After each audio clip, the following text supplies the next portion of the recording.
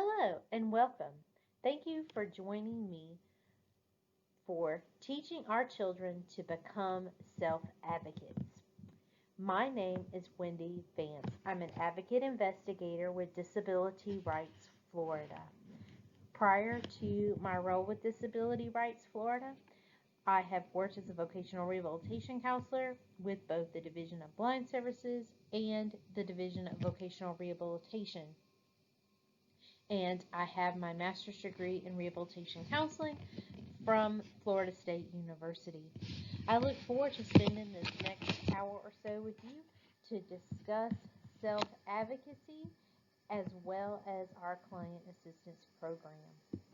Disability Rights Florida has funding, responsibility, and authority under 9 federal grant programs to protect the rights of Floridians with disabilities.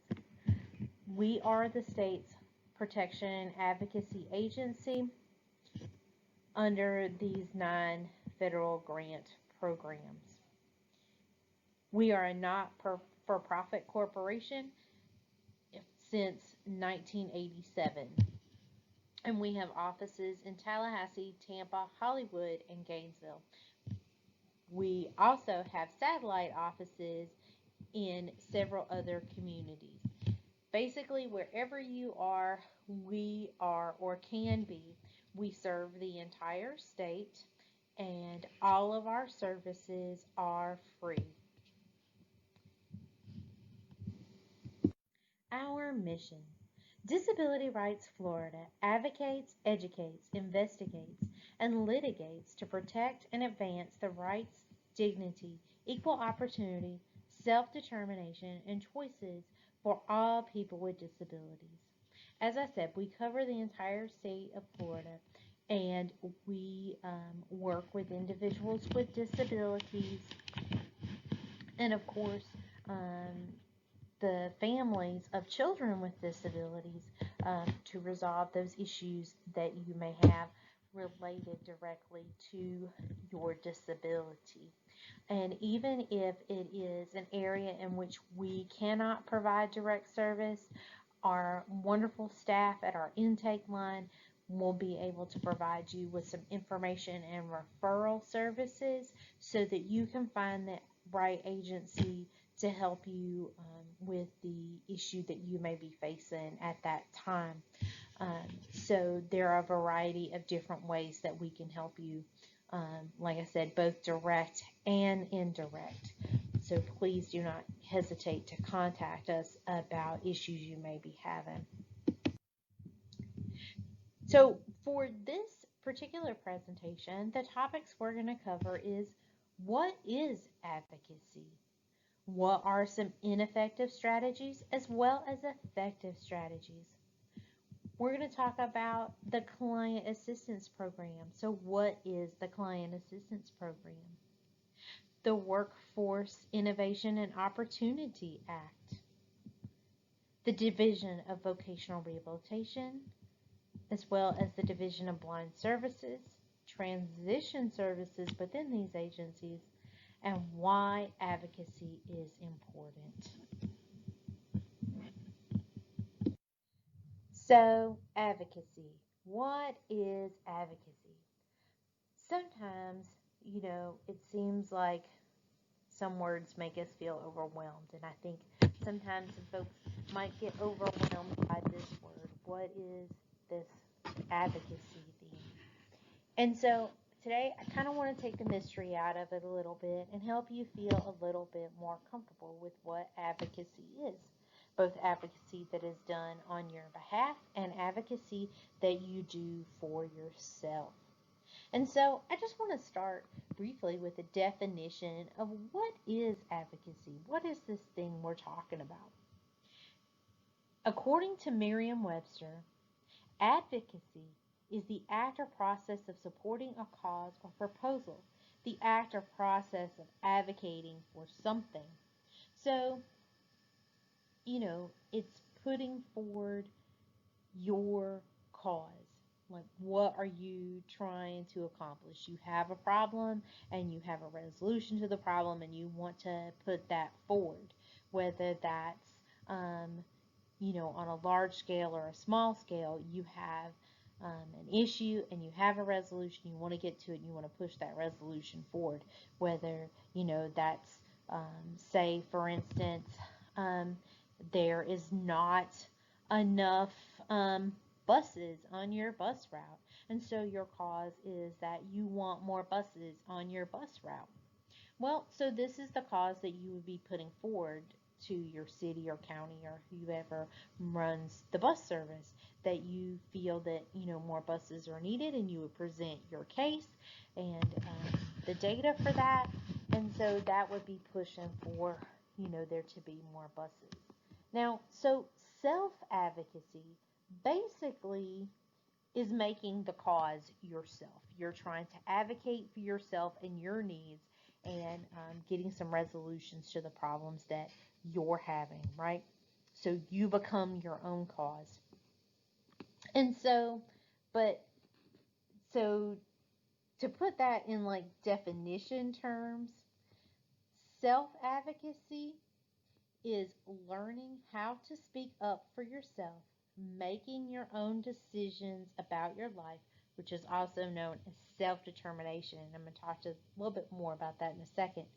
Learning how to get information so that you can understand things that are of interest to you, finding out who will support you in your journey, knowing your rights and responsibilities, problem solving, listening and learning, reaching out to others when you need help and friendship, and learning about self-determination. Remember, I told you earlier that making choices for yourself, this is self-determination.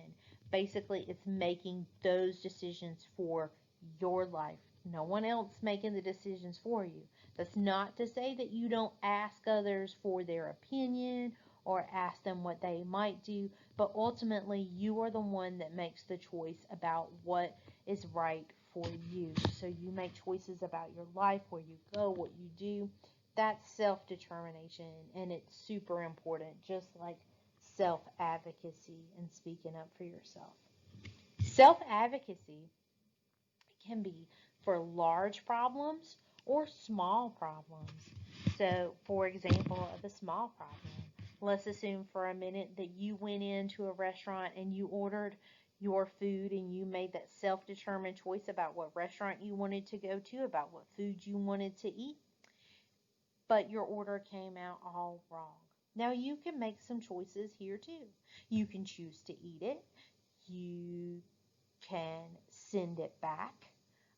You can choose to go hungry because you maybe don't want to start an argument. But choosing to send it back and speaking up for yourself, being a self-advocate and saying, hey, this is wrong. Can you fix it? Bring me another one. Make it better. Whatever the resolution would be, in that moment.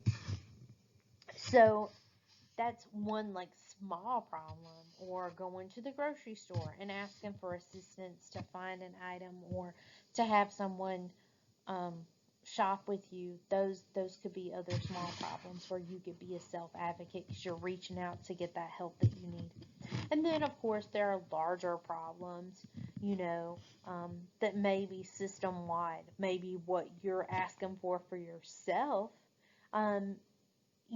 it could be expanded to include other people, because maybe other people are having the same issue. So you could make a change to the system that benefits you, but it also benefits, everyone else having that similar problem. Okay, so we're going to spend a couple of minutes and talk about ineffective strategies. And the first ineffective strategy I want to talk to you about is being aggressive. And under that, you'll see words like rude, demanding, loud, name calling, and getting in someone's space. Let me explain why, through example, that this is not necessarily the most effective strategy. And so normally at this point, I would ask someone from the audience to come and join me, and we would do a demonstration for you guys. But since we can't be together in person, but maybe next year, but since we can't be together in person this time, what I want you to do is either close your eyes and visualize a scene, or you can hit the pause button maybe and act out a scene with somebody there with you if that will help you. So, what I want you to visualize is the last time you were in a department store or maybe a restaurant or places you like to go, and you saw somebody and they were being super rude and demanding and loud because they were trying to get customer service help, whether it was from the waiter or the customer service agent, whoever it was. But just visualize that in your mind, okay? And this person is, like I said, being super loud, they're name calling, and they're just being really, really ugly to the customer service agent or waiter or whoever is trying to help them, right? And so now that you have this image clearly in your mind, either through the visualization or because you've acted it out with someone, what I want you to think about right now is, how did that make you feel? Did it make you feel sad, happy? Were you scared? Who did you want to help? Did you want to help the customer service agent, or did you want to help the person who was yelling and screaming and being nasty? So think about that for a minute. And, you know, did you, when you figure out who, you wanted to help, think about that. If that were you and you were the person that was yelling and screaming at somebody, you've hurt yourself, and let me tell you how. First of all, remember that feeling that you wanted to help the customer service agent because they were being attacked and had to go on the defense, because that's what happens in these situations where you're being aggressive and you're being rude and getting in somebody's space. They feel attacked, so they automatically go on the defensive. The problem you are coming to them with is not so much important now as it is for me to defend myself from you, the attacker. And now you, the observer, feel sympathy for the person behind the counter. That's not what the attacker wanted to do. They wanted that person behind the counter to help them. They probably would have wanted you to help them because, of course, they feel like they're in the right, and maybe they are.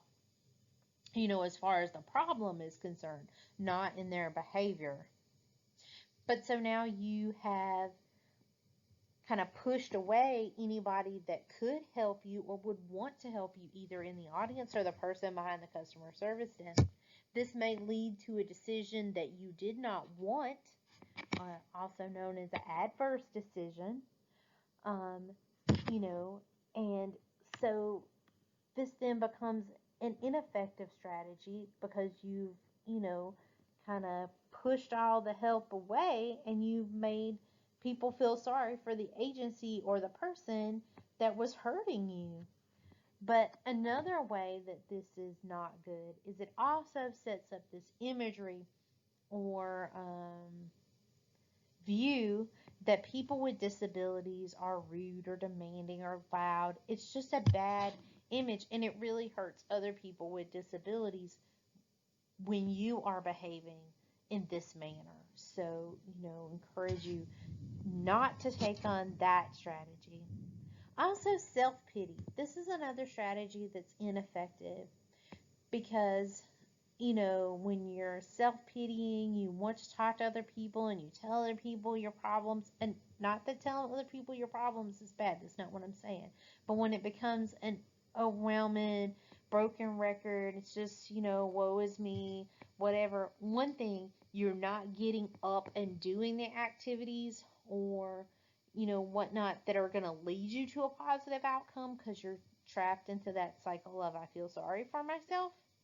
And I'm going to tell you that people over time are going to get tired of hearing you say how awful the situation is and not seeing you do anything about it.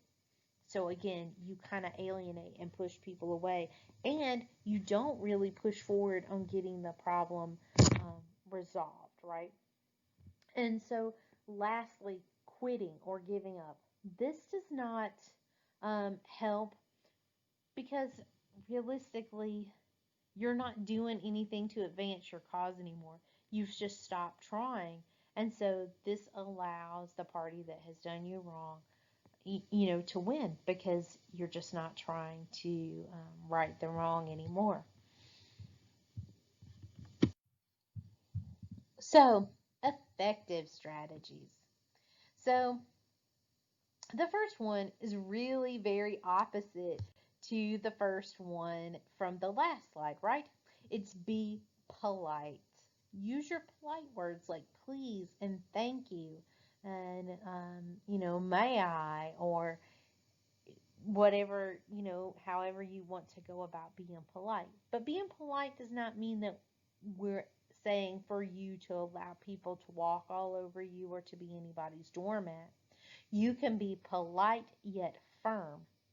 This is called being assertive. And assertive is different than aggressive. Aggressive is really in your face, but assertive is just you being firm and you saying firmly, this is what I want. For example, let's say that you're talking to your vocational rehabilitation counselor. And your vocational rehabilitation counselor says, well, all these tests show that you should be a carpenter. And I think that you should be a carpenter. So let's do that. Let's put that on your plan. You, as the client, can say firmly but politely, no, I want to be an engineer or whatever goes in that blank. And so you were firm about it. You said no. Or you can say, no, thank you.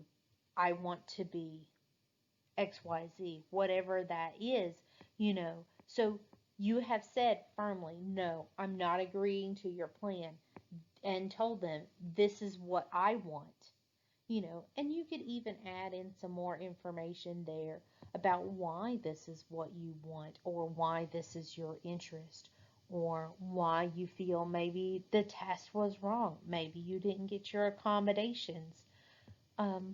Maybe you weren't feeling well that day. What have you. But be polite about it. That's your first step into being an effective self-advocate.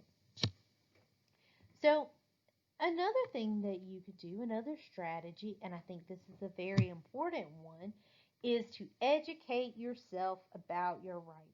Because how can you tell somebody you violated my rights if you don't know what your rights are?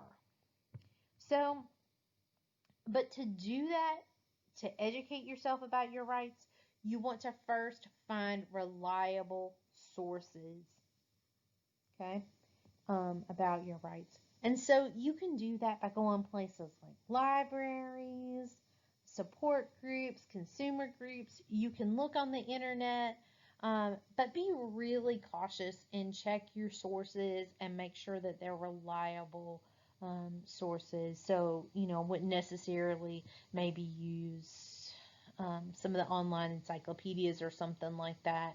But find some trusted sources, maybe for some universities, from the government websites, those kind of things. Look at those things. And then the other thing that you can do is to contact advocacy agencies or groups such as Disability Rights Florida.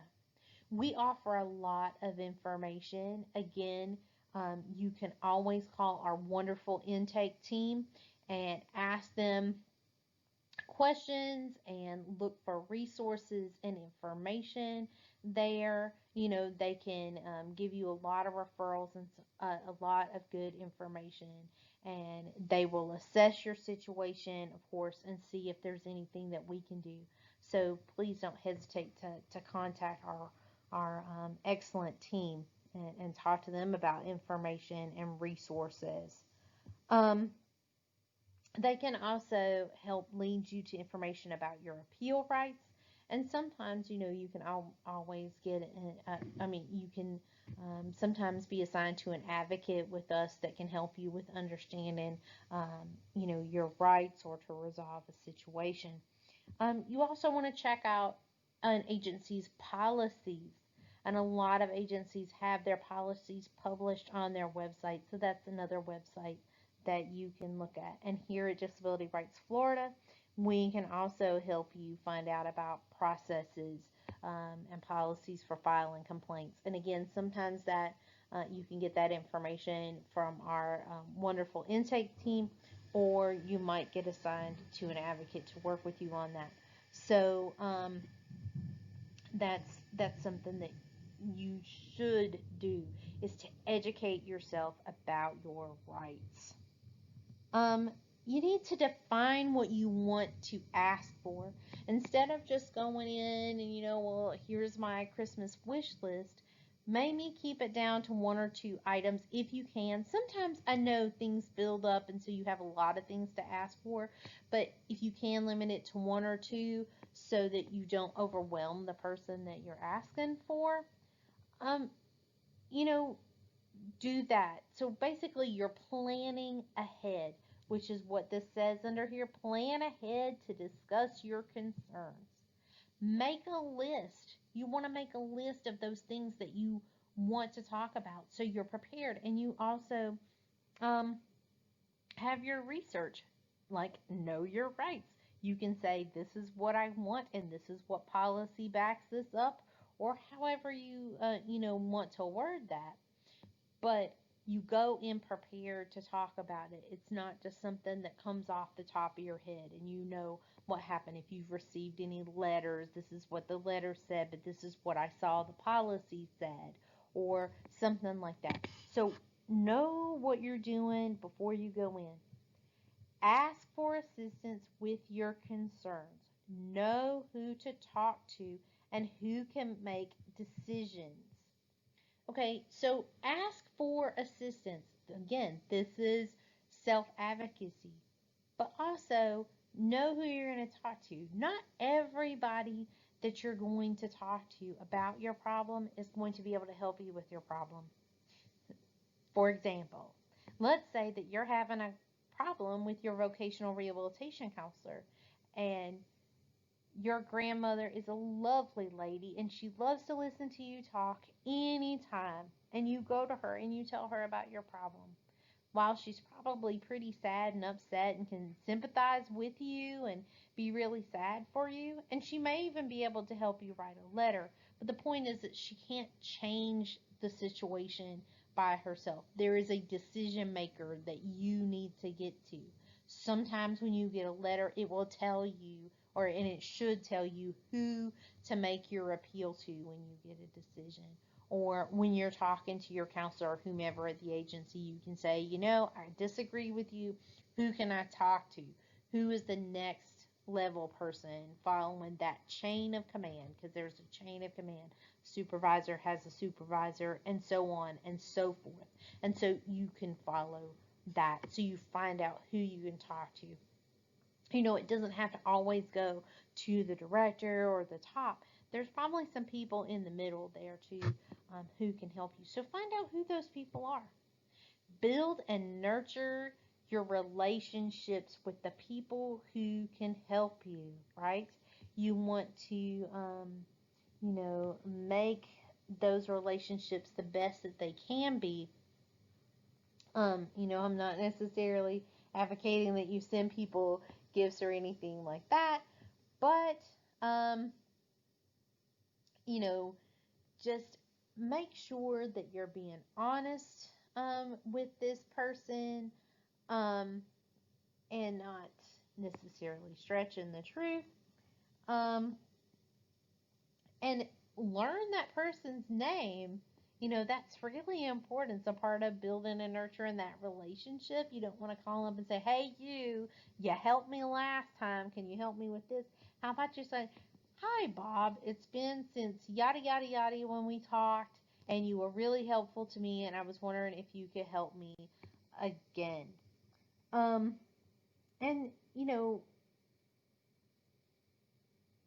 be sure that, if you run into issues and you just, you can't resolve them, you've tried, you've done everything within your power, instead of, becoming super frustrated, which might lead to the aggressive behavior or different things like that, work with others who can help you. Like I said, maybe grandma can help you write that letter. But in lieu of that, there are lots of different places you can go and get assistance depending on the problem. But specifically for some disability related issues, you can come to us at Disability Rights Florida, and we may be able to help you with an issue. So when you run into an issue, um, call our lovely intake team so that they can assess your case to see if it's something that we can help you with. So don't go it alone. You have us you can call. So other strategies to help you with this, of course, is dress for success. In other words, put on some nice clothes um, when you go in for in-person meetings. Fix yourself up, do your hair up, make sure that, like I said, you're well groomed, your hygiene is up, all of those things. Those are really important.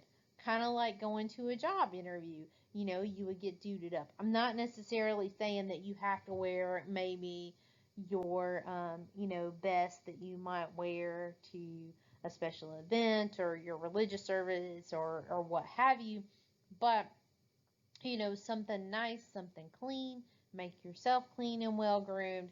This is important. People are going to be kind of more willing to listen to you if you look nice, smell nice, all of those type of things. And when you go into these meetings, whether it's on the phone or if you're in person, listen to the other person. As much as it is important to talk and have your problem out there so they can know what you're asking about, it's very important for you to listen and to find out what the other person has to say.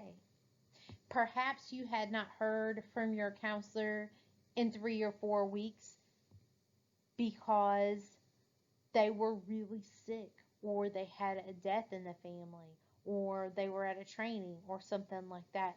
It doesn't always have to be that it was something bad or they were, ignoring you or something like that. Or maybe, as far as another kind of problem, maybe there was a policy that they were using. Listen um, to what they're saying, because they might clue you in on some information as to why you got to where you are right now. Or they might be able to provide you with who to talk to or what have you. So be sure to listen.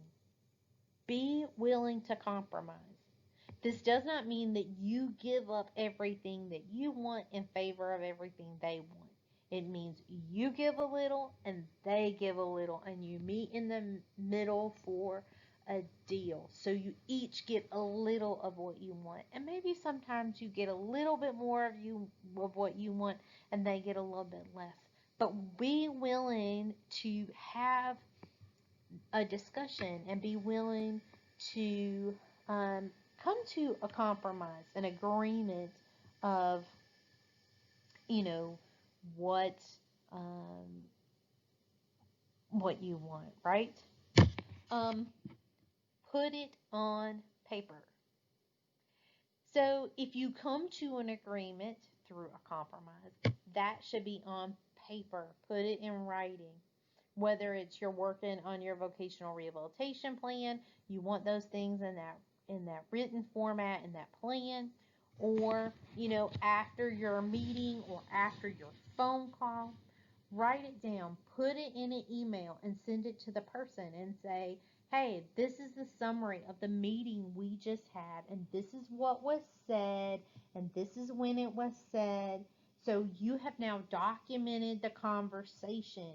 So it's there,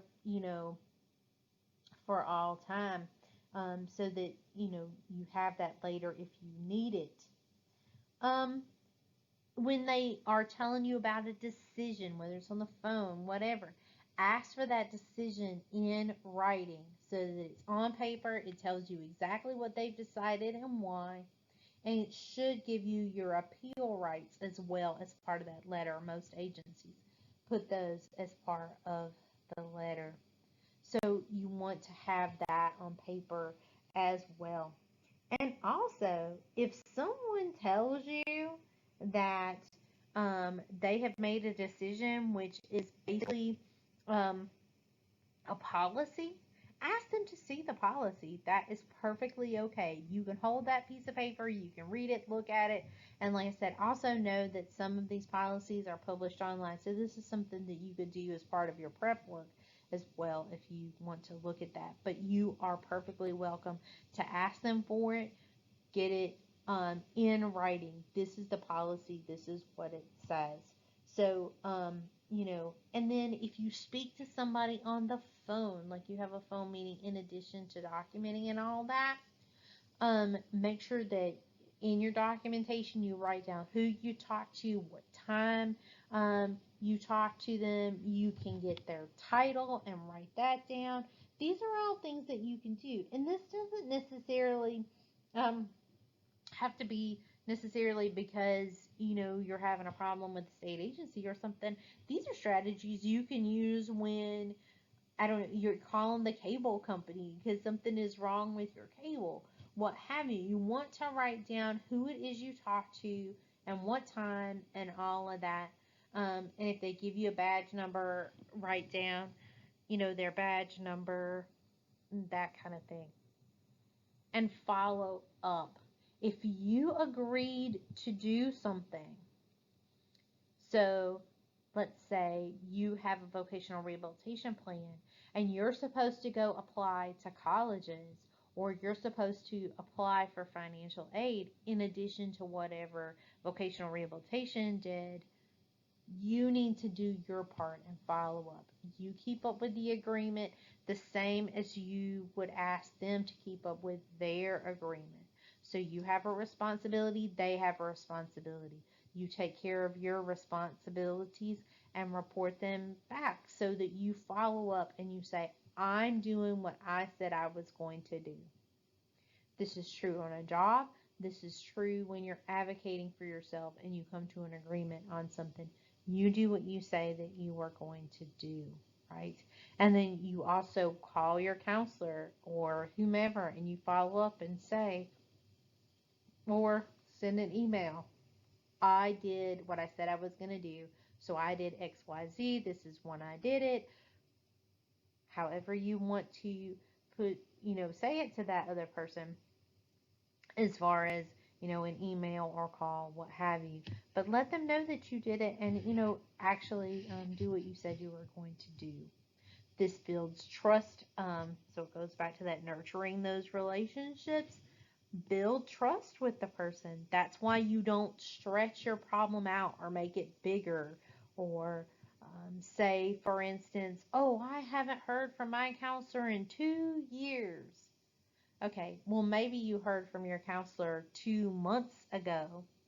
You don't want to expand that and blow it up into 2 years. That hurts trust. Just like not following up and doing what you said you were going to do hurts trust. So be sure to follow up. And lastly, this bookends the first one as far as politeness.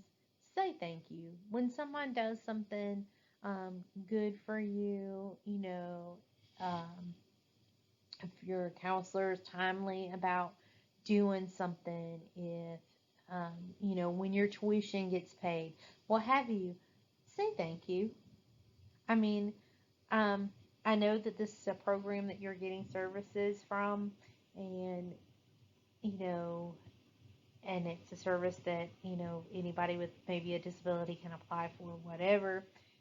But even so, just like you like somebody to say thank you to you when you do something for them, or you do an activity that you've been asked to do, what have you, when somebody says thank you, think about how that makes you feel. Or if someone says, I appreciate you for all that you do, think about how that makes you feel.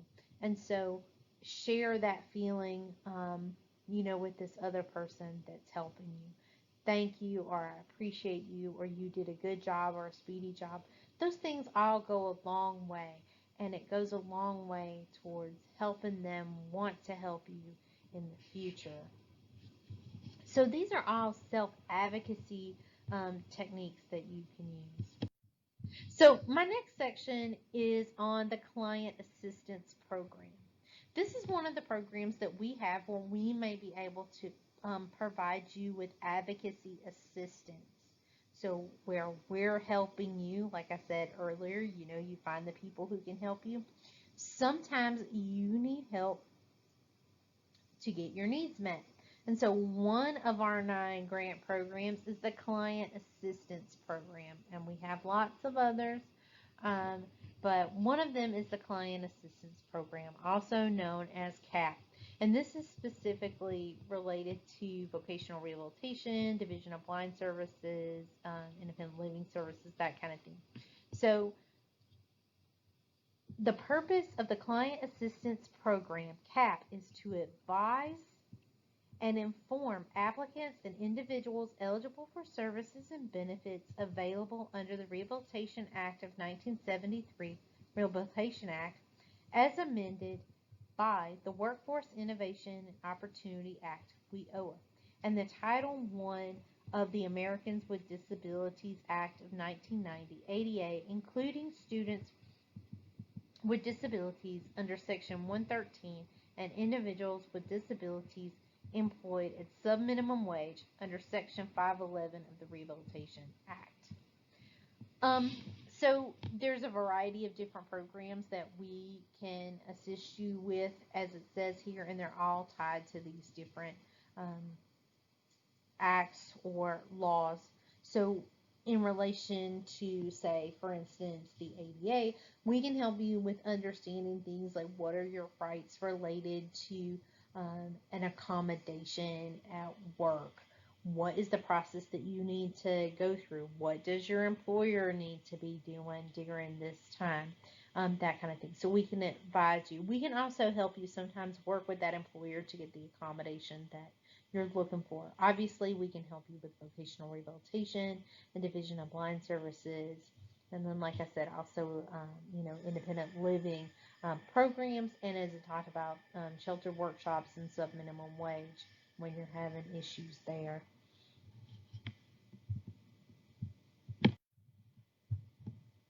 The Client Assistance Program, this is the second slide, so it's Client Assistance Program continued. In addition, applicants and eligible individuals may be provided advocacy and representation to ensure that their rights in their relationship with projects, programs, and services to protect their rights provided under the Rehabilitation Act.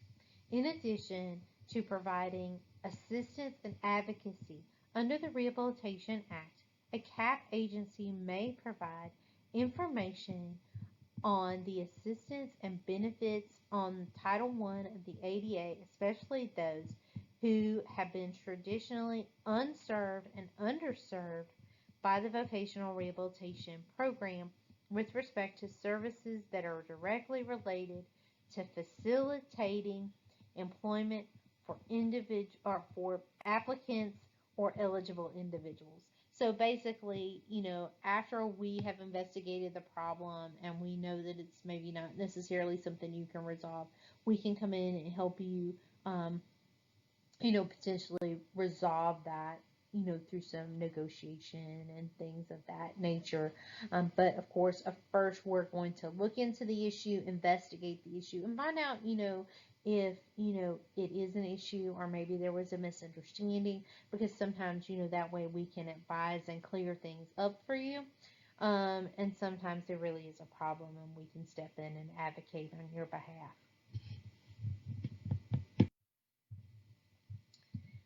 What does CAP provide? CAP assists those who are seeking services available under the Rehabilitation Act. Disability Rights Florida administers the CAP in a manner that empowers people with disabilities to fully understand and exercise their rights to services. CAP strives to assure that people with disabilities are allowed to make informed choices throughout the vocational rehabilitation and independent living process and are treated with dignity and respect. The CAP can help by providing information on the services available, including the time frames for these services, and by explaining the federal regulations and state rules. When there is a difference of opinion in any aspect of service delivery between the consumer and VR, CAP can directly get involved. CAP is required to resolve disagreements using informal methods to the maximum extent possible before resorting to administrative or legal remedies. So, what all this means really is that, like I said, what we're first going to do is, try and understand what's going on, what the problem is, so investigate. We're also going to help you understand your rights. And sometimes, we might be able to listen to the problem and just tell you, oh, well, you have a right to this, or, you don't, or, here's some processes you can try, and that kind of thing. So we want to help you understand and empower you to be able to resolve these problems in the future, other problems you might come to. Well, here's the appeal process, or here's the person you can talk to. And we understand that sometimes, that's just not possible. And so, like I said, we can provide you information, but we can also directly get involved when there's just like no way that you can move forward. And, maybe you've gotten this adverse decision. You were told, no, you can't have this particular vocational goal, or no, you can't go to school, or, whatever have you. And then we can work to negotiate the problem, meaning we're going to try and resolve it first by talking it out and coming to an agreement. And if that just can't happen, then we'll talk about administrative or legal remedies. So we're going to try the least,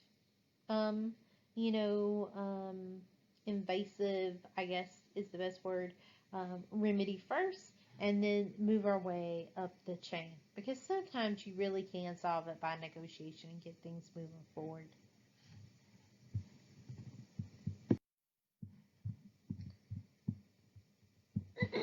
What does CAP provide? Continued. Examples of CAP activities include providing support and assistance to consumers so that they may advocate for themselves, so self-advocacy, providing information and referral to other programs and resources, reviewing case records and talking with counselors on behalf of our clients, supervisors, community rehabilitation providers, and others involved in the VR case. So it's the investigation part I'm talking about, where we're looking at those things. Helping to develop strategies to resolve disagreements through negotiation, representing clients at administrative reviews, mediations, and fair hearings, and providing information on Title I of the Americans with Disabilities Act. This Title I is the employment portion, so we can provide information to you, and like I said, sometimes we can help you work with your employer if you're just, having difficulty making it through that process.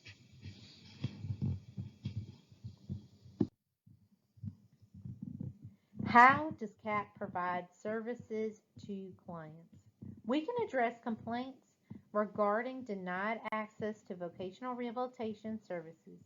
This could include negotiation, representation at appeals, explanation of DVR, that's Division of Vocational Rehabilitation, and DBS, Division of Blind Services, policies and rights and responsibilities of the client. So we're not only going to explain your rights, but we'll also, explain your responsibilities as well.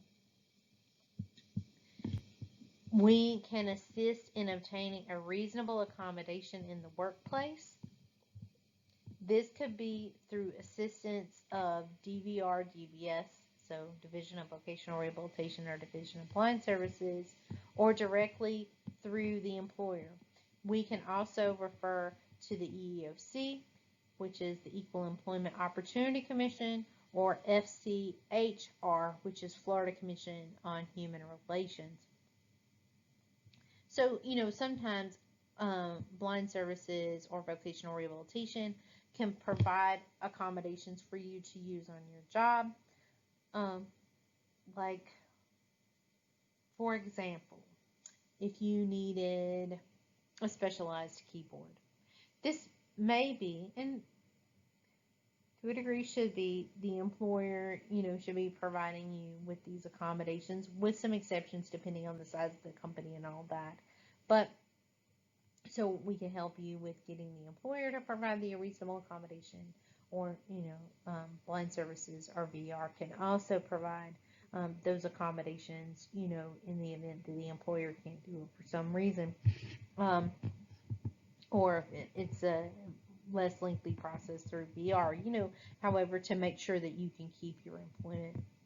We can address systemic issues to increase access to assistive technology and work site modifications, like if there's a system problem, if there's a reason in the process that's causing a problem.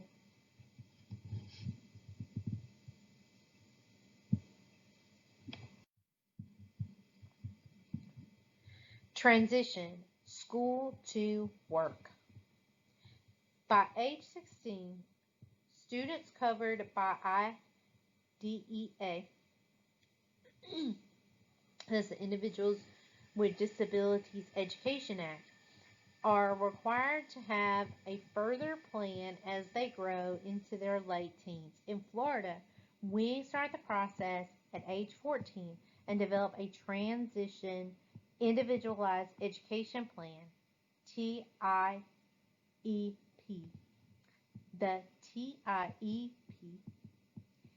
is designed to be results-oriented process that focuses on improving academics and functional achievement to facilitate the student's movement from school to post-school activities, including post-secondary education, vocational rehabilitation, integrated employment, including supported employment, continuing and adult education, adult services, independent living, or community participation.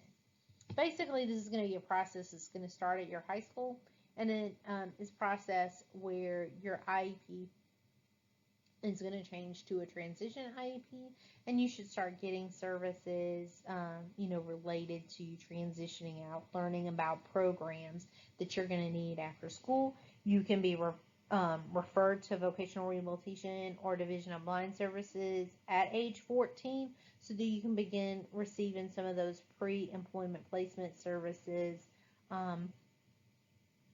to kind of get you in the mindset of going to work, after high school.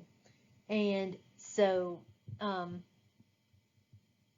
when they're, after high school, you want to go into supported employment or regular employment, just community living, independent living, whatever you want to do. These kind of things should start happening. These processes should begin happening, when you're 14. And when you're 14, you can begin and should begin, attending your IEP meetings, because these meetings are about you, and your input is important in what you want for your future.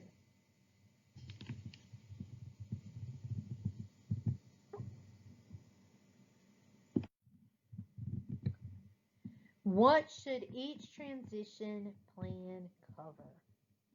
Each transition plan should cover the use goals, what you want, and also what you're working on as far as goals, the kind of things that you need to work on to get better at, whether that's reading or academics, whatever, but also what are your post-school goals? Do you want to live alone?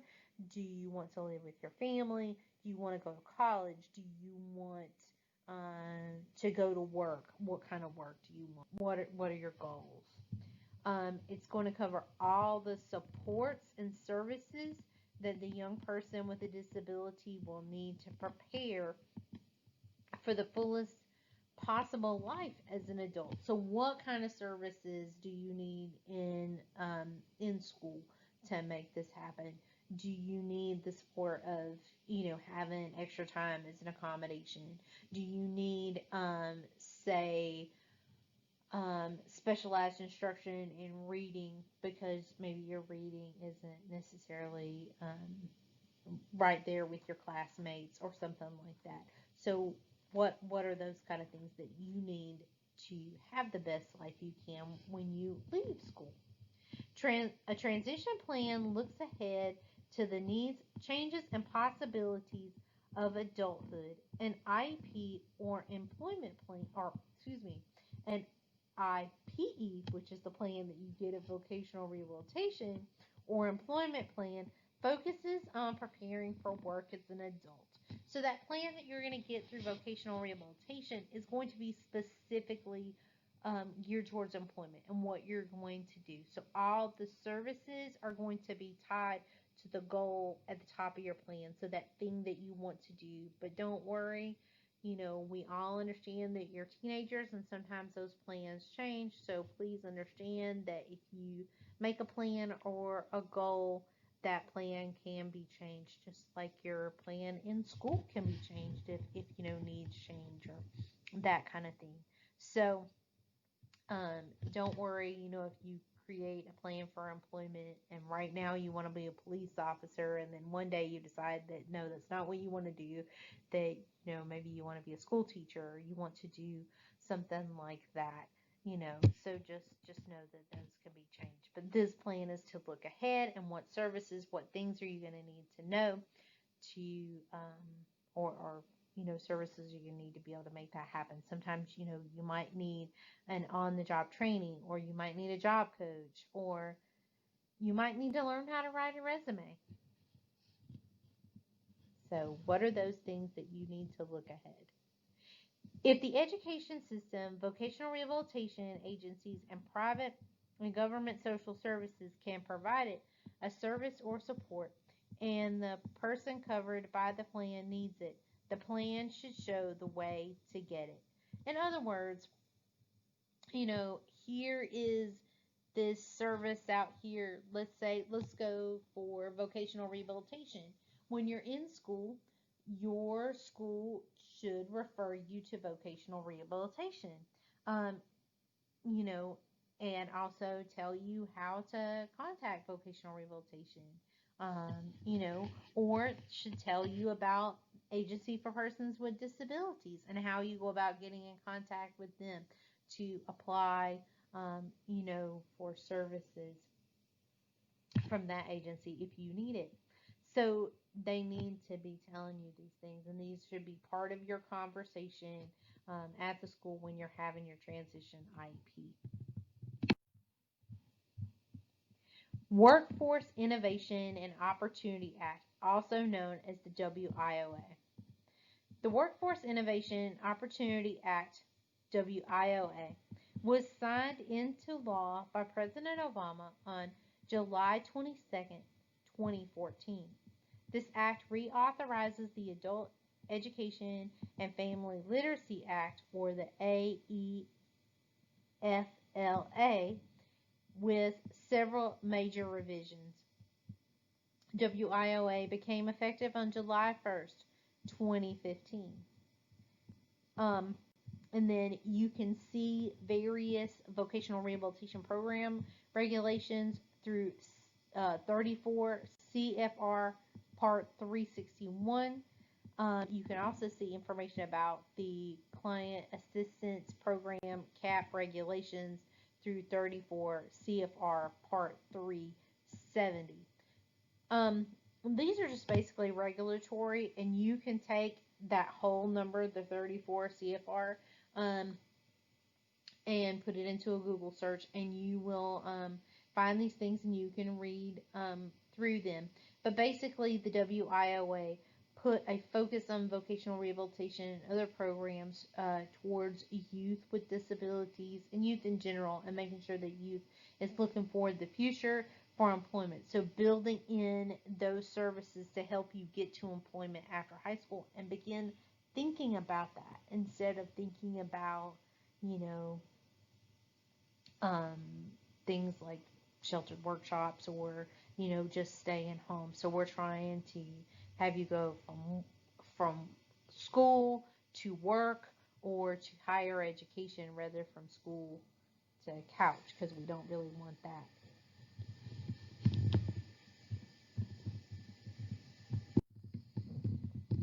Highlights of WIOA. It's about implementing strategies to help workers and job seekers achieve their fullest potential. So remember, I told you that one of the focuses of this is on youth in transition, to help you get to your full potential, to stop that high school to couch pipeline, to more or less be a high school to employment or high school to education. Um, and I do have another presentation that I am doing. It's called Seeing the Future Without Limits, where myself and my colleague are going to talk about a variety of different options that are available to you. So you don't necessarily have to settle um, for any job or career that you don't want. You know, you need to look at the things that you do want, the things that are interesting to you, and help you get to where you want to be. So if you want to live independently, what is that going to take, and what is that going to look like? What kind of finances might you need? What kind of education might you need? So those should all be kind of looked at to help you explore that. So that's one of the purposes of this law. Recognizing that the needs of business and workers drive our workforce solutions. So it's also looking towards business leaders and how to get them involved in the process, and what do they need from workers, and how can we as service providers provide to them individuals who are going to meet their needs. So it's not just about having the community meet us, but for us to meet them where they are too and meet their needs. So how do your skills match up with what they need, and help us all come to solutions. Workforce systems support strong regional economies and plays an active role in community and economic development. Mandates enhance coordination, collaboration, and strategic planning through a unified state plan. So basically, we've got all these different agencies out there who work on employment in different aspects, like Career Source, like Vocational Rehabilitation, like Division of Blind Services. They're all kind of working on job placement, maybe for different populations, but they're all working for job placement, and sometimes they're going to overlap each other. You might be receiving services from both blind services and vocational rehabilitation, or vocational rehabilitation and Career Source. So they want to work together to get to the best outcome, to get you to the employment that you want and is best suited for your needs. How do we accomplish this? Increase services to youth. So remember, I said this is a focus on youth. We want to make sure that we're talking to you and getting you out there and knowing that these services are available. You can get services when you're young. Like I said, you can start at age 14. Talk to your school about getting you referred. We can also, at Disability Rights Florida, provide a supervised referral to vocational rehabilitation. You can also apply. You can get the application online from vocational rehabilitation, and you can apply for Division of Blind Services straight through their website. So there's multiple different ways to apply and start getting those services at a young age, and that is something this law does. It pushes that to get those services to our youth. Emphasizes the need for youth with disabilities to have more opportunities to practice and improve workplace skills, considering career interests, and to get real work experiences. So one part of this really is this push towards making sure that you have more actual experiences, in a workplace, like through on-the-job training, where you might go and get trained for a job right there, while you're in high school.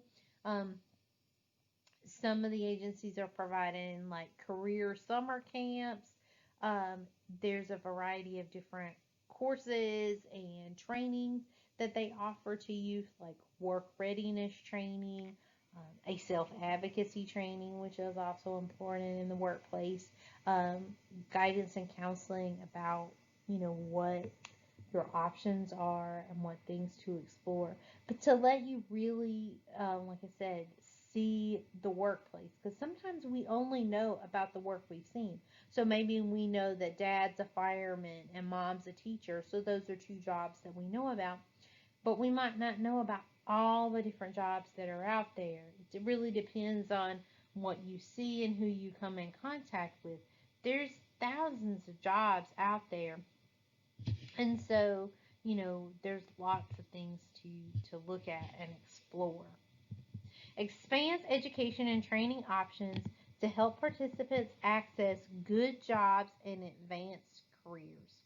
So, we're looking at, more people going into career type opportunities instead of jobs. So, expanding that ability to go into education and get the skills and certifications maybe that you need to get into a career type job instead of, you know, um, a job that may or may not have advancement um, potential. So maybe if you start as a bag boy, you stay as a bag boy, and we don't want to see that happen to you. We'd like to see you go from bag boy to stalker to this to that to that.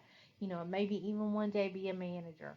So to have those advancement opportunities, just like your peers that don't have disabilities, helps disadvantaged and unemployed youth earn while they learn. So, helping you have those internship opportunities where you get paid, or helping you get a paid part-time job, or an on-the-job training, because sometimes for on-the-job training, you will receive pay. So you're earning money, so you can learn about money and spending money and saving money and all that kind of thing, while you're learning about work or getting your training or certification that you need for the next step. Aligns planning and accountability across core programs. This is more about reporting and that kind of thing. And so WIOA and DVR-DBS, so Division of Vocational Rehabilitation and Division of Blind Services, role in transition. DVR-DBS should participate actively throughout the transition planning process, not just when the student is nearing graduation. What this means is that VR or DBS should be having somebody to come to your IEP meetings at school, talking about what they can provide to you. How can they work with the school to get you the services that you need? Because you can work with vocational rehabilitation like on your breaks, during the summer, after school, so you could do on-the-job trainings during that time, so everybody could coordinate together and say, hey, little Johnny is going to go to our career summer camp. So this can be a service, and it doesn't take away from any of the services that the school is doing for you, because they're two separate agencies. So everybody should coordinate together to make sure that you are getting the maximum. So you can invite your VR counselor. You can give the school permission to invite your VR counselor to your meetings. So they should be there and be part of the process, so include them. And again, you can apply for VR services as early as 14. I know I've said that a couple of times, so it's kind of repetitive, but I just really want to reinforce that you can begin those services really early, and start with those OJTs, start with those workshops that work readiness training, the self-advocacy training, all of that. Begin that early, so that maybe these things can become second nature. They can enhance and make better even the stuff that you're learning at school. So maybe at school you're learning about resumes, and then in your work readiness class you're learning about resumes. So you're just kind of getting that double dose, so they can, like I said, participate and come to your meetings. DVR/DBS is expected to provide services to at least some students with disabilities while they are still in school. So, if you apply for the services and you participate in either their adult program or their pre-ETS, pre-employment program, you can get the services while you are still a high school student. When transition services are provided by DVR/DBS, as with any other VR services, they must be designed to promote or facilitate the achievement of the employment outcome identified in the student's individual plan for employment. So remember I told you earlier, you're going to select a goal that's going to be your career goal. That's what you're working towards. All those services and things in your plan need to support that career goal. So if your career goal does not mean that you need to go to college, that is not going to be a service in your plan. Because if you can be a bagger at Publix without a college education, that's how the plan is going to be structured. It's driven by your needs, maybe not. Needs may not be the right word, but unless you want to say you need to get to your goal, whatever it is, truck driver, we'll go with that. Okay, so what do you need in order to get to that goal? You need truck driving school, then that's what you need to get to that goal. Do you need to get a CDL license? They can help you with that. Do you need like a physical? Do you need a uniform? Those kind of things. So what are those things that you need to get to this goal that's at the top? If you look at it kind of like a pyramid in a way, even though it's really not, but that goal is the top of it, and all the things under here below it are how you get to it. But they all have to be designed to get you to that employment place.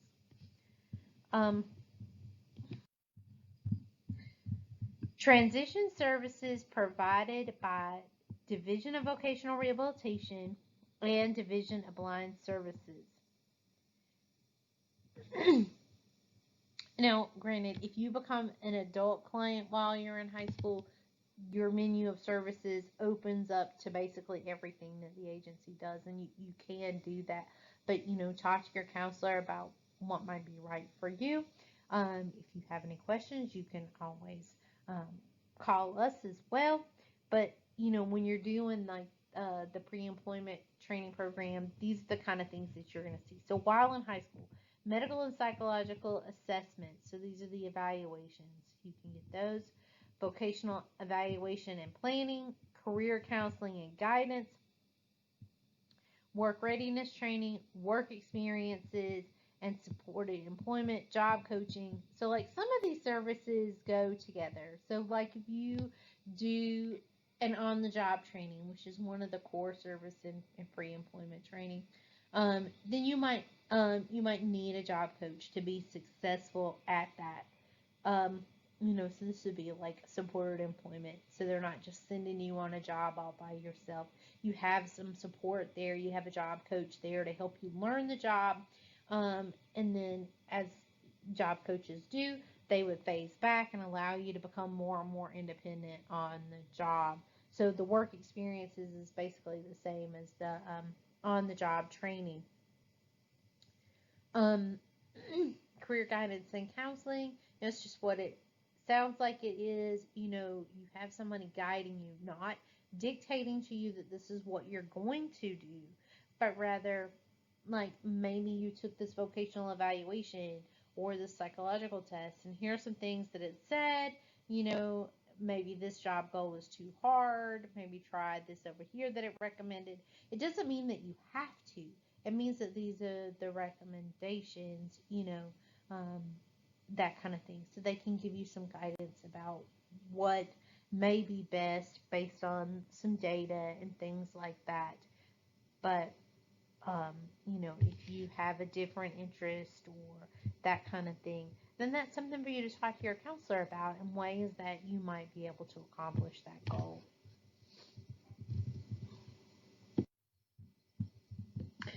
Who are pre-employment youth? youth with a disability, individuals with a disability, or these are the what make up youth with a disability, I should have said. But anyway, it's an individual with a disability between the ages of 14 and 24 years old, eligible for VR services, not potentially eligible, larger group than students with a disability.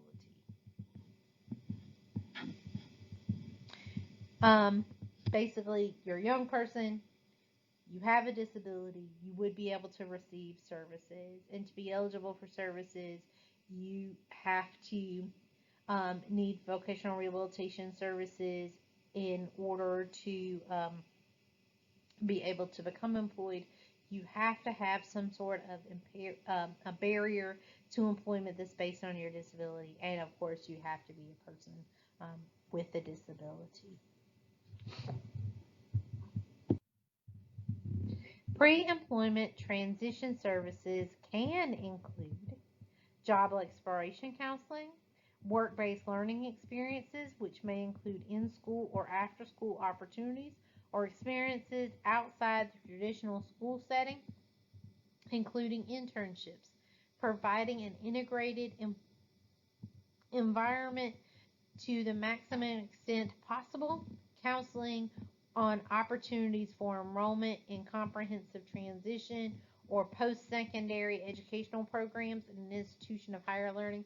Basically, they can talk to you, VR can talk to you about colleges, technical schools, those kind of things. Like, what are your options to train for the job you want?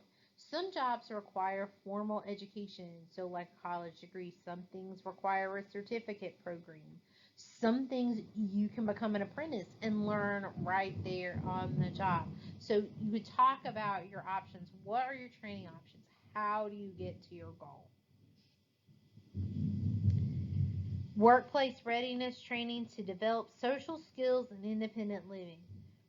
There are certain things you just need to be able to do on the job.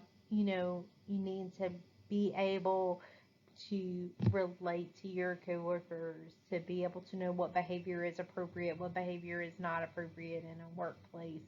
How do you handle clocking in? How do you take care of your lunch, or what have you, those independent living skills, or do you have a person that helps you with those things, so you need to learn about those skills. Instruction in self-advocacy through person-centered planning, which may include peer mentoring with people with disabilities who are working in competitive integrated environments. Sometimes it helps to see somebody who has a disability who is doing the job that you want. And so that, you might be able to ask that person, how did you get to this job? Do you like this job? What are things you don't like about this job? What do you do? What's your day look like?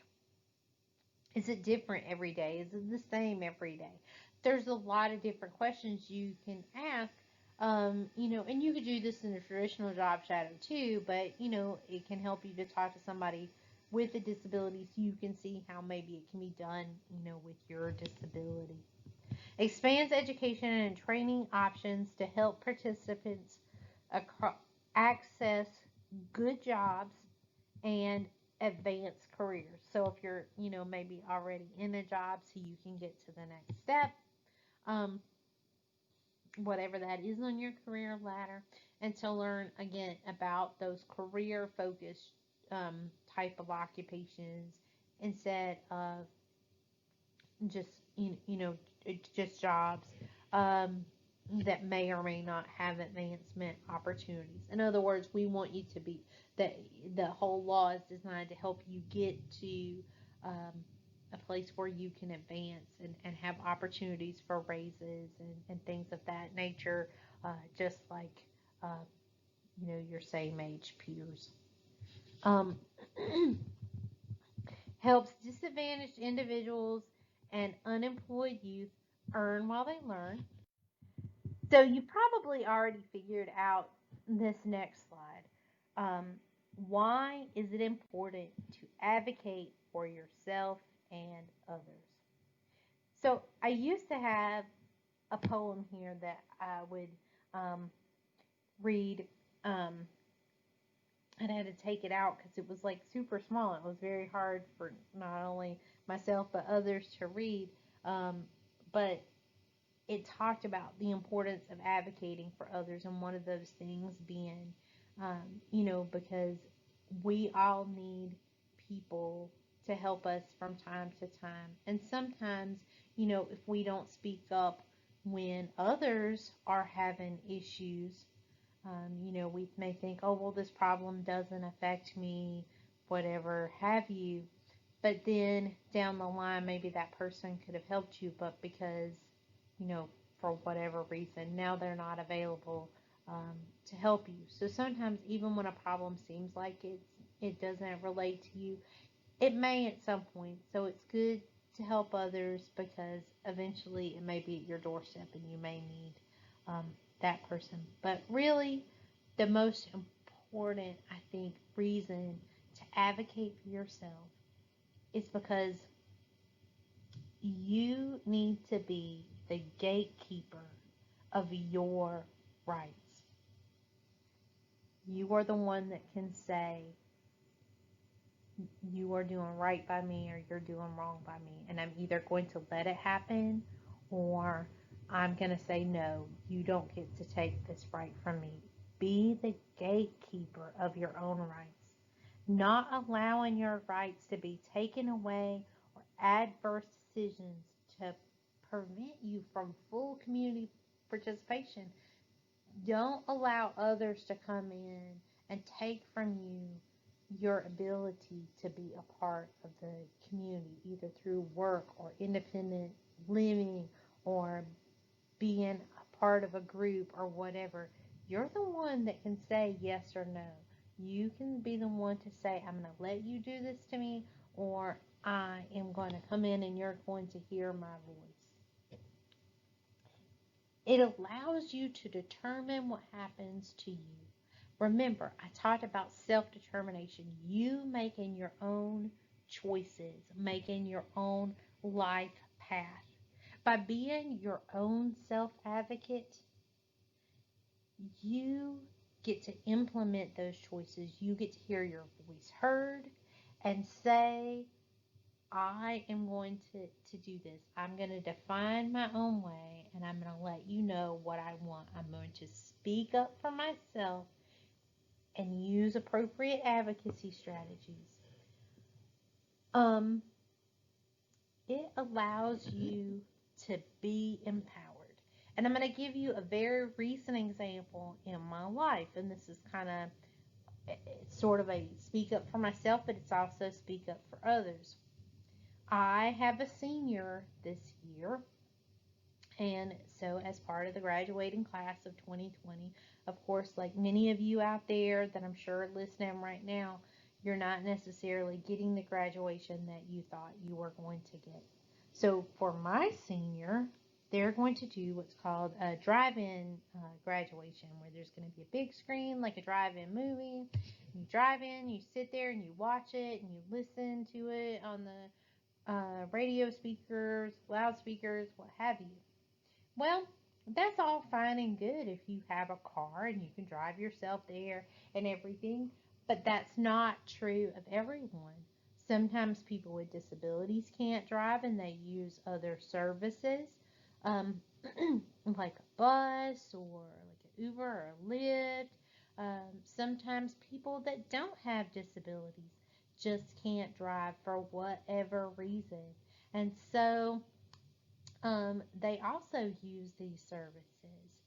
So I was really upset that I was not going to get to see my son graduate because of my disability. I can't drive. And so I was upset for him. I was upset for myself because it's really important to me too. And I was upset that there was going to be a lot of other families in my community who were going to be in a similar situation. So I wrote to our superintendent and told him about our situation and how this was maybe, not something they thought about when they were coming up with this idea. And I did, by the way, thank him for coming up with an idea for our seniors so that, they would not have to go without any type of graduation ceremony, because I wanted him to know that I appreciated the idea, but by the way, maybe, you didn't think about this group or whatever. But because I was polite, stated my facts, stated my case appropriately, went to the person who can make a decision about it, um, they were able to implement a change where the district is going to rent some cars, so that we can sit in those cars and watch the graduation ceremonies, and then they'll clean them up for the next group to come in. So we're going to be allowed to come in by Uber, bus, or what have you, and then be put in one of these rented, sterilized vehicles to watch the ceremony. So I could have sat back and not said anything, and I would have missed my graduation, or missed my son's graduation, but also my son would have missed his graduation, and that would have broken my heart, and I think it probably would have broken his heart. But the point here is that I could have just let it happen, or I could speak up for myself and be a self-advocate, but I could also speak up for others so that, they would have an option. So advocacy is important. It really can make a change, um, not only for yourself, but for someone else that is in a similar situation. So I'm saying it's important because you don't want to just, kind of let life happen to you, but rather to be involved and speak up for yourself. And that is the way your choices get honored. That is the way that your voice gets heard. So I want to encourage you to go forward and, speak your mind, have your voice heard, be at the table. And as I've heard said so many things, or so many times before, nothing about us without us. So take your seat at the table and have your voice heard, because what you want is just as important as what anybody else wants for you. So, like I said, I just encourage you to do that. One way to get your voice heard right now at Disability Rights Florida is to fill out our 2021 Public Input Planning Survey. Your input matters to us. We want to hear from you so that we know what you believe our goals and priorities should be in the next year, like what topics and things are really important to you right now as a person with a disability. How can we help you? Please let us know. Please visit the link below between June 1st, 2020 and August 15th, 2020 to complete our annual public input planning survey. Your response will help us plan our goals, priorities, and objectives for 2021. Please visit www.disabilityrightsflorida.org/survey. For the next two slides, you will find resource pages. On these two resource pages, you're going to find a list of items or resources that I used in the development of this presentation, as well as resources that you can use for yourself. Of course, the first one is Disability Rights Florida at disabilityrightsflorida.org. Here you will find podcasts, informational articles under our disability topics, information about how we help, and an online intake form, as well as reports from investigations that we have done, links to PowerPoint presentations that we have done. Like I said, just a wealth and variety of information. If you can't find what you're looking for here, again, please contact our wonderful intake staff. Also, there is Rights Law. This provides educational information, about how to advocate within schools and what your rights are as a parent or school student. Some of the things that you will also find on this website are a variety of books and trainings and things of that nature. I have also provided links to the Division of Vocational Rehabilitation and the Division of Blind Services. On both of these pages, you can find their applications, their policies, information about the agencies. On Division of Blind Services, you can even find some links to the regulations and laws that I told you about earlier. Remember, I told you could look up the 34 CFR things. Sometimes Blind Services has. This is our contact information, Disability Rights Florida. Our main headquarters office there at 2473 Care Drive, Suite 200, Tallahassee, Florida, 32308. This is our main number, 800-342-0823. And our TDD line at 800-346-4127.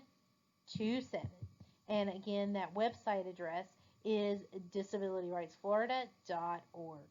Please check us out. And again, if you have questions or concerns, please give our lovely and wonderful intake staff a call so that they can review your concern and either give you some information and referral for other service providers or to assess your matter for further consideration by our agency. We appreciate your calls and we look so forward to talking to you and hearing from you.